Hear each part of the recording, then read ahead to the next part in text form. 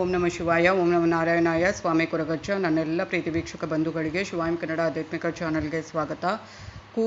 ಕೂದಲನ್ನು ಕತ್ತರಿಸುವುದು ಈ ದಿನಗಳಲ್ಲಿ ನಿಷಿದ್ಧವಾಗಿದೆ. ಯಾವ ದಿನಗಳಲ್ಲಿ ಕೂದಲನ್ನು ಕತ್ತರಿಸಬಾರದು, ಅದು ಗಂಡಸರಿಗಾಗಿರ್ಬೋದು ಹೆಂಗಸರಿಗೆ ಇಬ್ಬರಿಗೂ ಅನ್ವಯ ಆಗುತ್ತೆ.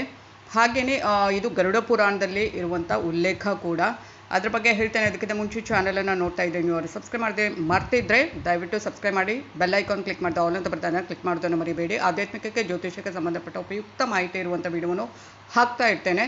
ಹಾಗೆ ನಿಮಗೆ ಏನಾದರೂ ಸಮಸ್ಯೆ ಇದೆ, ನನ್ನ ಜೊತೆ ಹಂಚ್ಕೋಬೇಕು, ಪರಿಹಾರ ಬೇಕು, ಸಮಾಧಾನದ ಮಾತು ಬೇಕು, ಏನೋ ಬೇಕು ಒಟ್ಟಿನಲ್ಲಿ ಅಂದರೆ ಖಂಡಿತವಾಗ್ಲೂ ಏನು ಮಾಡಬೇಕು, ರಾಶಿ ನಕ್ಷತ್ರದ ಜೊತೆಗೆ ಅಥವಾ ಡೇಟ್ ಆಫ್ ಬರ್ತ್ ಅಥವಾ ಎರಡೂ ಗೊತ್ತಿಲ್ಲ ಅಂದರೂ ಪರವಾಗಿಲ್ಲ, ನಿಮ್ಮ ಸಮಸ್ಯೆನ ಕರೆಕ್ಟಾಗಿ ಸ್ಪಷ್ಟವಾಗಿ ಅರ್ಥ ಆಗೋಕ್ಕೆ ಬರೆದುಕೊಳ್ಳಿಸಿ. ಹಾಗೆಯೇ ಯಾರಿಗಾದರೂ ನನ್ನ ಚಾನಲ್ ಮುಖಾಂತರ ನಿಮ್ಮ ಪರವಾಗಿ ನಿಮ್ಮವರಿಗೆ ಒಳ್ಳೆ ರೀತಿಯಲ್ಲಿ ವಿಶ್ ಮಾಡಬೇಕು ಅಂದರೆ ಅದನ್ನು ಕೂಡ ಡೀಟೇಲ್ ಆಗಿ ಬರೆದುಕೊಳ್ಳಿಸಿ, ಖಂಡಿತವಾಗ್ಲೂ ವಿಶ್ ಮಾಡ್ತೇನೆ. ಹಾಗೆ ನಾನು ಯಾರಿಗಾದರೂ ಡೇಟ್ ಆಫ್ ಬರ್ತ್ ಗೊತ್ತಿರುತ್ತೆ, ರಾಶಿ ನಕ್ಷತ್ರ ಗೊತ್ತಿರುತ್ತೆ ಅಂಥವರು ಕೂಡ ಕೇಳಬಹುದು. ಖಂಡಿತವಾಗ್ಲೂ ಈ ಮೂರಕ್ಕೂ ನಾನು ಉತ್ತರಿಸ್ತೇನೆ.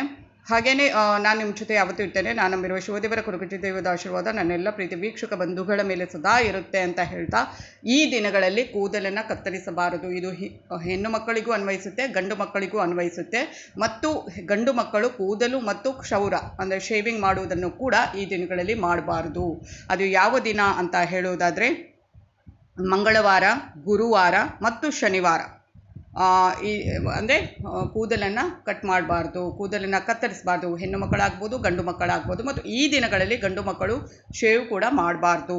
ಬಾಕಿಯ ದಿನಗಳಲ್ಲಿ ಅಂದರೆ ಸೋಮವಾರ, ಬುಧವಾರ, ಭಾನುವಾರ ಮತ್ತು ಶುಕ್ರವಾರವನ್ನು ನೀವು ಕೂದಲು ಕಟ್ ಮಾಡಲಿಕ್ಕೆ ಮತ್ತು ಗಂಡಸರು ಶೇವ್ ಕೂಡ ಮಾಡಲಿಕ್ಕೆ ಈ ದಿನಗಳಲ್ಲಿ ಆಗಬಹುದು.